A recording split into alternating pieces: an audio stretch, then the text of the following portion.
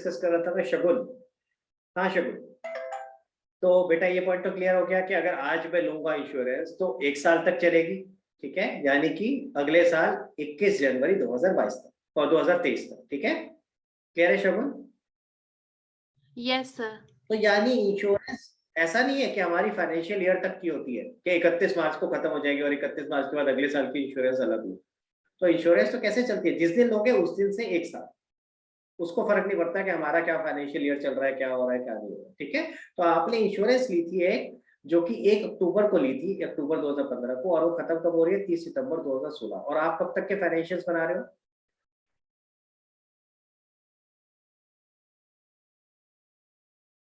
Sir एक बार repeat कर दीजिए सर। इंश्योरेंस आपने जो लिया है, सी पॉइंट में लिखा है 1 अक्टूबर 2015 से 30 सितंबर 2016 तक है, ठीक है। Yes sir. और आप जो फाइनेंशियल्स बना रहे हो वो कब तक के बना रहे हो? सर 31 मार्च 2016। वेरी गुड, बिल्कुल सही बात है। तो इसका मतलब इसके बाद का पीरियड क्या हो गया? प्रीपेड। हमने उसको एक्स्ट्रा पे कर फ्री। दिया जो कि अगले साल को रिलेट करता है। तो कितने महीने हो गए, काउंट करो, बोलो, काउंट बोल के करो। हाँ एक बार अनम्यूट करो बेटा। हाँ। सर 6 मंथ का प्रीपेड आ जाएगा इसमें कैसे सर। कैसे करा, काउंट कहाँ से किया? अप्रैल, मई, जून, जुलाई, अगस्त, सितंबर, समझ आया? तो इसका मतलब 300 पूरे साल का पे किया था, तो 6 महीने का कितना हुआ, 150 रुपए।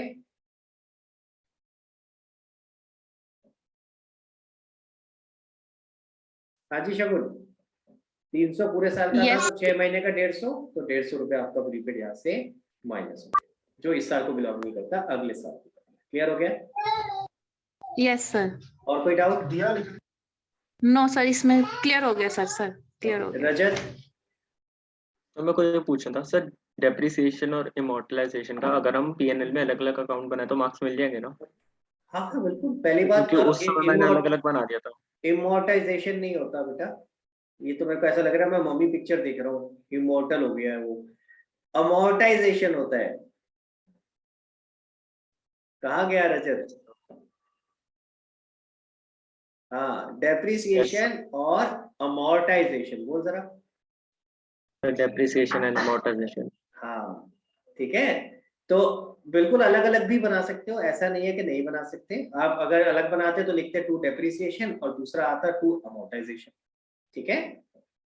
पर नॉर्मली हम प्रैक्टिकली इनका एक ही अकाउंट बना देते हैं, क्योंकि है तो नेचर सेम ना यार, अलग बना के पर्पस सर्व नहीं होता, कुछ फायदा नहीं है। और कोई डाउट रजत? No sir. हाँ जी गाइस, तो मैं मान के चलूं कि फाइनल अकाउंट्स विद एडजस्टमेंट्स में कोई दिक्कत नहीं है। अलग इसके अलावा, टेस्ट के अलावा और कोई डाउट है भाई फाइनल अकाउंट्स विद एडजस्टमेंट में, तो पूछ सकते हो।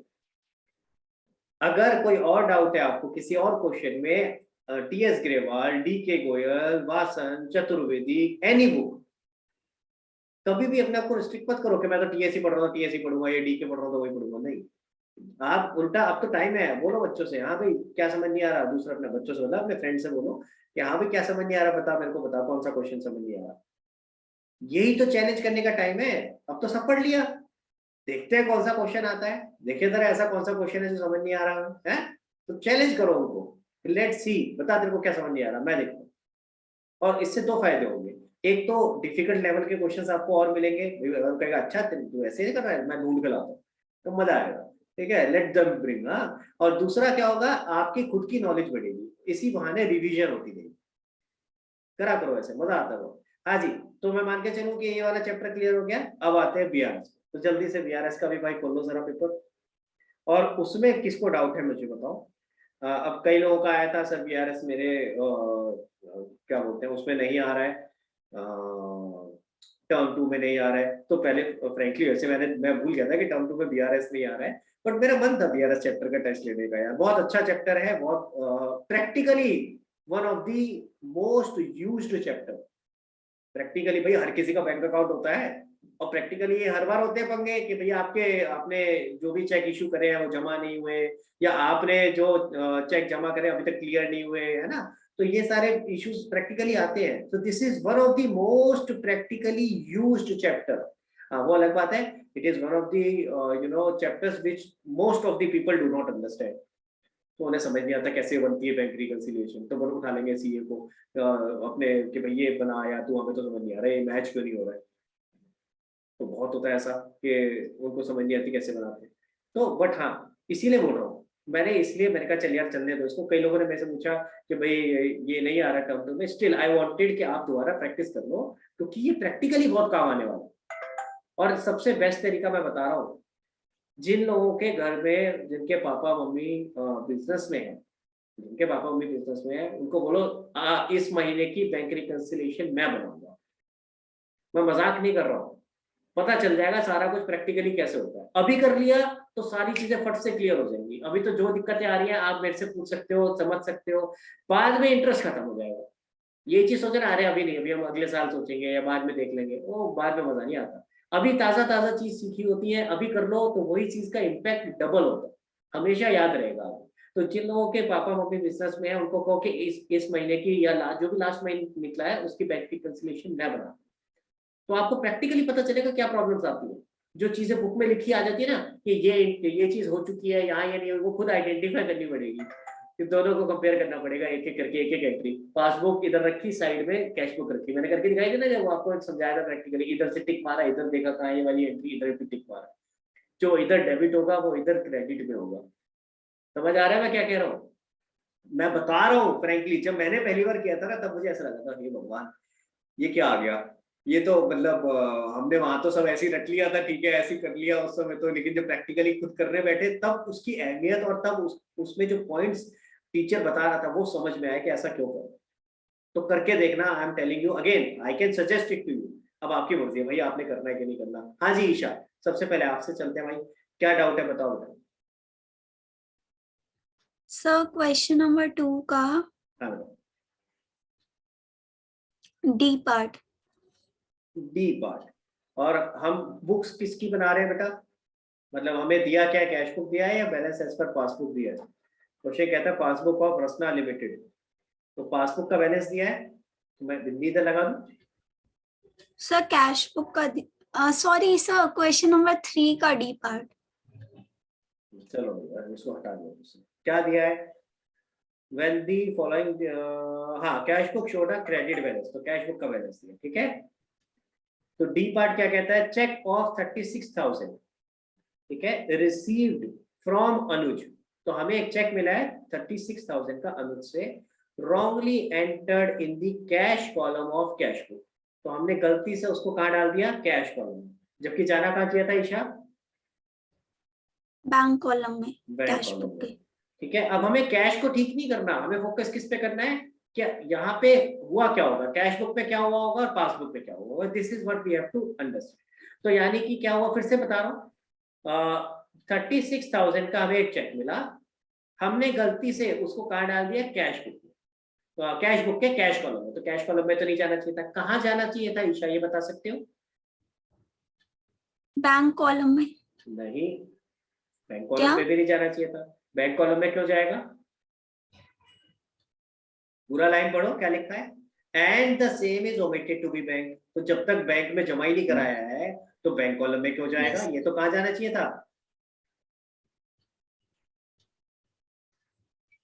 सोचो सोचो, पहले क्वेश्चन को दोबारा से प्रॉपर, जनरल प्रॉपर में किस नाम से? Cheque in hand, cheque in hand के नाम से। समझ आया? तो क्वेश्चन में क्या बोला है? क्वेश्चन ने कहा 36,000 का चेक मिला था और अभी तक जमा नहीं हुआ। पहले तो ये समझो सिचुएशन ही है, अगर जमा नहीं हुआ तो चेक इन हैंड के नाम से आना चाहिए था, कैश बुक में तो जाना ही नहीं चाहिए था। और हमने उठाकर कैश बुक में डाल दिया, वो भी कहाँ? बैंक कॉलम में नहीं, कैश के कॉलम में। अब जरा यहाँ देखते हैं कैश बुक में क्या इफेक्ट आया। कैश बुक में हम यहाँ किसकी बात कर रहे हैं? बैंक कॉलम की। तो बैंक कॉलम में क्या आया इफेक्ट? जीरो, कोई इफेक्ट नहीं आया क्योंकि हमने तो कैश कॉलम में डाला है। और पासबुक में क्या इफेक्ट आया, यानी बैंक ने क्या इफेक्ट दिया है? कुछ भी नहीं क्योंकि बैंक में तो जमा ही नहीं हुआ।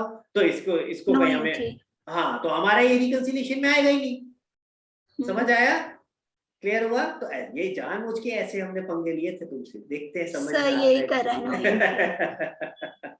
पर समझ आया क्यों? लॉजिक समझना चाहिए भाई। लॉजिक क्या था भाई, इसका बैंक कॉलम में कोई इफेक्ट लिया ही नहीं है और जब बैंक में जमा ही नहीं कराया तो यानी पासबुक में भी कुछ नहीं आया, तो दोनों साइड में नील नील, तो यानी ये रिकंसिलिएशन में आएगा ही, खत्म। और बताओ ईशा। सब बस यही था। हाँ जी रजत बताओ बेटा। तो जो क्वेश्चन थर्ड क्वेश्चन का डी पार्ट है सर, उसमें हमें नोट बनाना होगा। हाँ सो या तो आप क्या करो, ऐसे डैश डैश डाल के दिखा दो उसमें, जब आप लिखोगे ना वहां पे बैंक रिकंसिलिएशन स्टेटमेंट में, तो प्लस और माइनस दोनों कॉलम में डैश डैश डाल दो। और आइडियली अगर मैं आपकी जगह होता तो मैं उसके साथ में नीचे नोट लिख देता तो मैंने एज। दोनों हाँ डैश डैश डालकर नीचे नोट में डाल दिया। हाँ, तो बेटर तरीका तो वही है, ठीक है, कि आप नीचे एक छोटा सा नोट एक लाइन का लिख दो कि as it does not affect cash as well as bank, hence it will not appear in the bank reconciliation statement, खत्म। बट अगर आपने वो नहीं भी लिखा, डैश डैश डाल दिया, स्टिल मैं समझ जाऊंगा कि ठीक है वो ओके। बट बेटर होता है कि ऐसी चीजों में नोट लिख दो। हाँ जी, और बताओ रजत। तो मेरे को टेस्ट के रिलेटेड पूछना था जो ट्यूसडे को है। हाँ पूछो, ट्यूसडे वाले का पूछो। तो वो मतलब ड्यूरेशन क्या होगी सर, वो भी ये बना हुआ ही होगा। हाँ ये बात तो सही है, ड्यूरेशन क्या होगी। मैं ये चीजें ना एक बार आपको मैसेज कर देता हूँ, क्योंकि अभी फाइनलाइज नहीं करी ये चीजें, ठीक है। तो ड्यूरेशन क्या होगी, चैप्टर्स तो पता है आप लोगों को, चैप्टर्स बता देता हूँ भाई। टर्म 2 के चैप्टर्स जो आपके आ रहे हैं वही लूंगा, ये बीआरएस वगैरह नहीं डालूंगा उसके अंदर, ठीक है। तो कहाँ चला गया भाई, 11।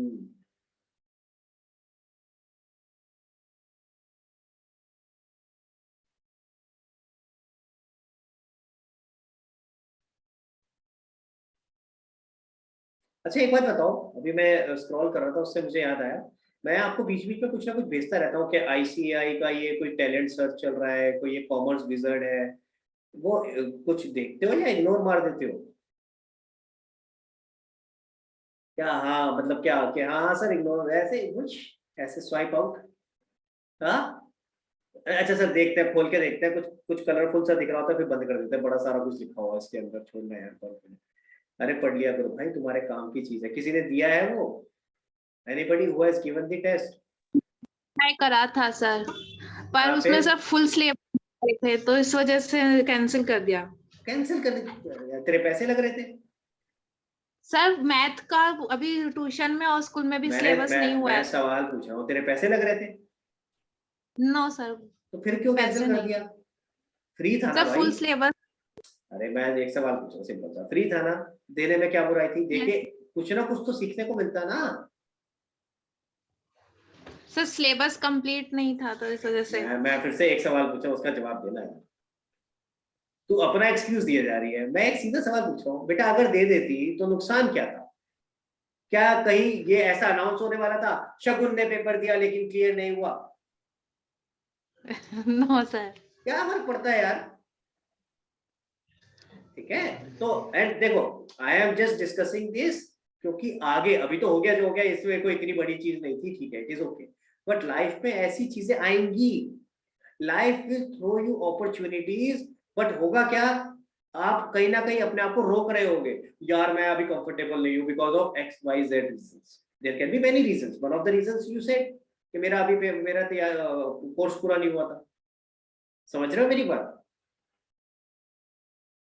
तो लाइफ में ऐसा होगा, आपके पास अपॉर्चुनिटीज आएंगी, लेकिन आप पता नहीं अंदर से ऐसा लगे कुछ ना कुछ रोक रहा है, आपको कुछ रोक रहा है कि नहीं यार मैं नहीं कर पाऊंगा अभी ये बिकॉज ऑफ दिस। और कोई पूछेगा, और पता क्या होता है दिमाग में क्या होता है, कोई पूछेगा तो मैं बता दूंगा this is a valid reason. So it's not about having a valid reason or not. It is about taking those opportunities. ठीक है? तो देखो मैं तो सबको ग्रुप पे डाल रहा हूँ, किसी को इंडिविजुअली जाके कान में नहीं बोल रहा कि भाई ये वाला पेपर है दे दो, तुम्हारी मर्जी है भाई, देना तो दो, नहीं देना मत दो। So opportunity is knocking at your door, ठीक है। कई लोगों को तो पता नहीं होता कि ऐसी, मैं आपको फ्रेंकली बताऊं, मैंने मैथ्स का एक ओलंपियाड दिया आज तक। क्यों? क्योंकि मेरे को एक ही पता चला था, मुझसे पता नहीं वो भी कैसे पता चला, आई डोंट रिमेम्बर। हमारे टाइम पे इतनी ज्यादा क्या अवेयरनेस नहीं होती थी स्टूडेंट्स लेवल पे, तो जो टीचर ने बोल दिया इसको भरना है फॉर्म को, हम भर देते थे। और स्टूडेंट लेवल पे क्या है, पेरेंट्स लेवल पे भी इतनी ज्यादा अवेयरनेस नहीं होती थी। आज की डेट पे देखो, जैसे जैसे एजुकेशन का लेवल बढ़ता जा रहा है, लोगों की अवेयरनेस बढ़ती जा रही है ना। तो अब क्योंकि पेरेंट्स ने खुद वो चीजें अब कर रखी है, तो अब वो अपने बच्चों को उसी तरीके से गाइड करते रहते हैं, पता चलता है कि हाँ कैसे करना है क्या करना है। तो हमारे टाइम पे इतनी अवेयरनेस नहीं थी, तो मेरे को याद है मैंने एक दिया था और उसके अंदर मैं सर्टिफिकेट लेके आया था ओलंपियाड में, आई वाज वेरी हैप्पी। और मैं आज सोचता हूँ, मैंने कहा यार ये एक ही क्यों दिया था। ये मुझे अच्छे से याद है कि ऐसा नहीं हुआ कि मैंने बाकी दिया और उसमें सर्टिफिकेट नहीं मिला, नहीं, मैच में मैं चैंपियन था, बड़ा मजा आता था मैच करने में।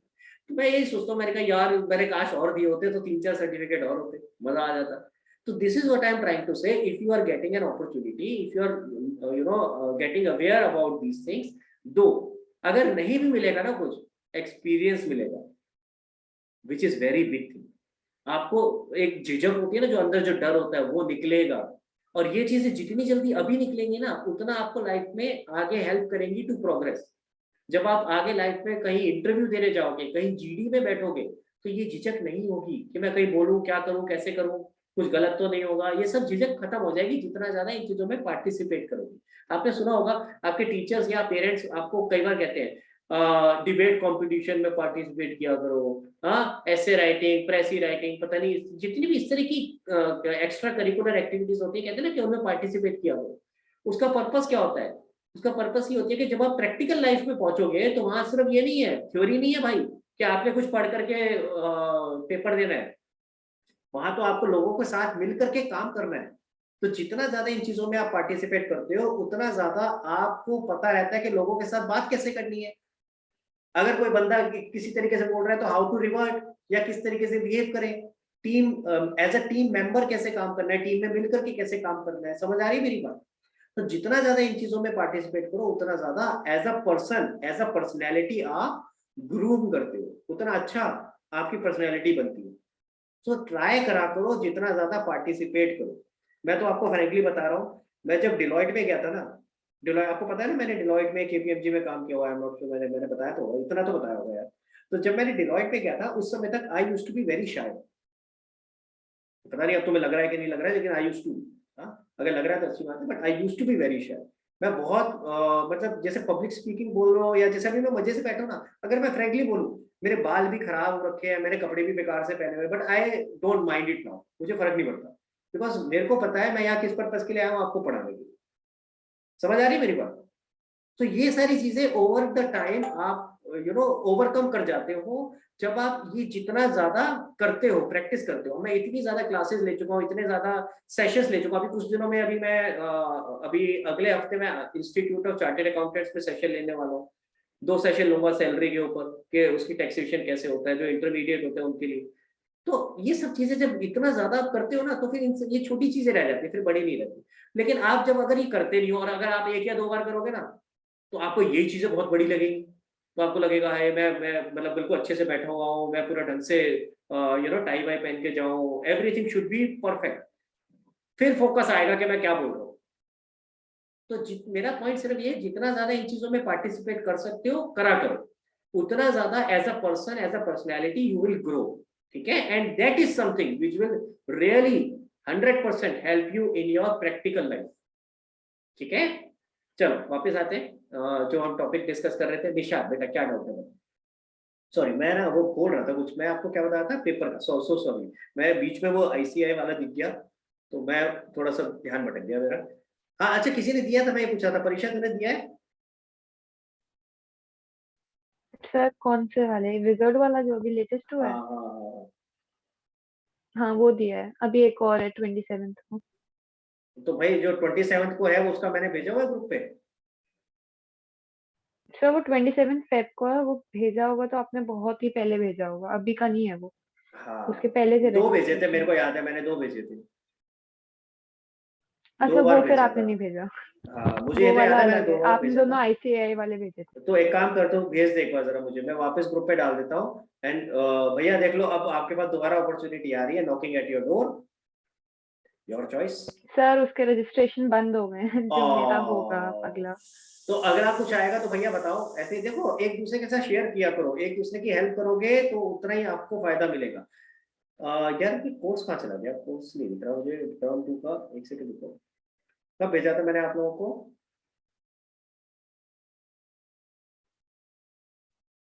मिल गया, हाँ जी। तो आपका जो पेपर होगा बेटा, उसके अंदर क्या क्या आएगा मैं दोबारा से बता रहा हूँ। Bill of exchange, trial balance, ठीक है, लिखना चाहो तो लिख लो, जो भी आपका ट्यूसडे को पेपर होगा। Bill of exchange, trial balance, rectification, bill of exchange, trial balance, rectification, financial statement with adjustment,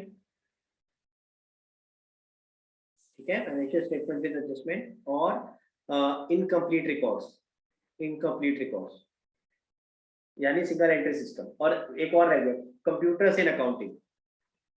फिर से बोलूं, दोबारा बोलूं, तो बोलना क्या है, मैं आपको शेयर कर देता हूँ ये दोबारा से, आपको पहले भेजा हुआ था ना ये, ठीक है, जो टर्म 2 का सिलेबस है पूरा यही बात। हाँ जी निशांत बताओ बेटा। सर इसका क्वेश्चन नंबर 2 का ओ पार्ट। क्वेश्चन नंबर 2 का O part, passbook debit balance ₹1200 carried forward as credit balance on the next page. तो जरा पहले तो ये बताओ भाई कौन सी वाली बैलेंस दिया है हमें क्वेश्चन में? पासबुक का बैलेंस है, पासबुक का बैलेंस दे रखा है, और ओ पार्ट कह रहा है पासबुक डेबिट बैलेंस। तो पहले तो ये बताओ पासबुक का डेबिट बैलेंस फेवरेबल होता है या अनफेवरेबल होता है? अनफेवरेबल। यानी कि -1200 होना चाहिए था पासबुक में। समझ आ रहा है मेरी बात? ठीक है, आपने क्या किया, carried forward as credit balance, तो आपने इसको उल्टा पॉजिटिव बैलेंस कर दिया, नेगेटिव की जगह पॉजिटिव बैलेंस कर दिया। तो इसका मतलब पासबुक पे क्या इफेक्ट किया होगा, पासबुक हमारी बढ़ी हुई होगी कितने से? 2400। वेरी गुड भैया, हमें लेना चाहिए था -1200 आना चाहिए था, हम उसको गलती से +1200 लेके चले गए, तो इफेक्ट डबल हो गया। तो -1200 से +1200 तक अगर आएंगे तो इफेक्ट क्या हो गया, 2400 रुपए से आपकी पासबुक बढ़ी हुई। अब आपको ठीक करना है तो क्या करोगे? क्लियर हो गया? और बताओ। बस नहीं। Very good. तो गाइस देखो मैं एक बार फिर से एक चीज बता रहा हूँ, आप लोगों के ऊपर है भैया, आप फिर से कितने सवाल पूछोगे उसी हिसाब से हमारी जो बाकी आगे की क्लासेस है ड्राइव होगी। ठीक है, आप सवाल पूछोगे, आप क्वेश्चन पूछोगे तो मेरे को भी मजा आएगा क्लासेस और लेने में और वो सारे सवाल डिस्कस करने में। तो प्लीज करो, जितना ज्यादा प्रैक्टिस कर सकते हो करो, इलस्ट्रेशंस करो, उसके अलावा मैंने बोला QR कोड को स्कैन करो, वहाँ एक्स्ट्रा क्वेश्चंस मिलेंगे उसको करो, जो आपके सुडोकू वाले क्वेश्चन है यानी इवेल्युएशन वाले क्वेश्चंस है उनको करो, शॉर्ट आंसर क्वेश्चंस को करो, जितना प्रैक्टिस कर सकते हो करो। ठीक है, और जरूरी नहीं इसी बुक से करनी है, और बुक करो, मैं तो आपको ओपन कह रहा हूँ, कहीं से भी कोई भी डाउट लेके आओ, बुक सब चलेगा। ठीक है, हाँ निशा चलो जल्दी से लास्ट डाउट और उसका क्लोज करते हैं क्लास को। बताओ निशा क्या करो। सर ये जो क्वेश्चन नंबर 1 का ए पार्ट है उसमें दिया है passbook showed and excess debit balance, तो हम मतलब पासबुक का जो दो अनफेवरेबल बैलेंस, सर्कमस्टांसेस बताओ कि जहां passbook shows an excess debit balance. Debit balance का मतलब क्या हुआ, पासबुक का डेबिट बैलेंस यानी अनफेवरेबल बैलेंस, यानी कि पासबुक का डेबिट बैलेंस ज्यादा हो देन कैश बुक। तो ऐसे दो सर्कमस्टांसेस बताओ। सर मैंने दिया है कि bank charges debited but no intimation received from bank. हाँ बिल्कुल ठीक है, तो आप यानी पासबुक पे तो माइनस हो चुका है लेकिन अभी तक कैश बुक में माइनस नहीं हुआ, तो पासबुक का नेगेटिव बैलेंस बढ़ गया होगा लेकिन हमारा नहीं बढ़ा है। समझ आ रही है बात? बिल्कुल ठीक है, ठीक है ना। तो अभी मैं जब चेक करूंगा, अभी आपको आंसर्स बना के भेजूंगा, तो will include all these type of answers. ठीक है ना, और अगर फिर भी डाउट होगा तो you can ask me again. इस तरीके से देखो, सिंपल है, आपको ये सोचना है, ऐसी एंट्री सोचो, ऐसी ट्रांजेक्शन सोचो जहां पासबुक पे तो माइनस हो रहा हो, जहां पासबुक पे माइनस हो रहा हो लेकिन कैश बुक में माइनस नहीं हो रहा हो, तभी तो पासबुक का डेबिट बैलेंस बढ़ेगा ना। क्लियर? चलो तो आज की क्लास क्लोज करते हैं गाइस यहीं पे। नेक्स्ट क्लास में आपका टेस्ट है ट्यूसडे को, तो प्लीज प्रिपेयर करके रखना उसका। ठीक है, चलो okay guys, bye bye bye everyone.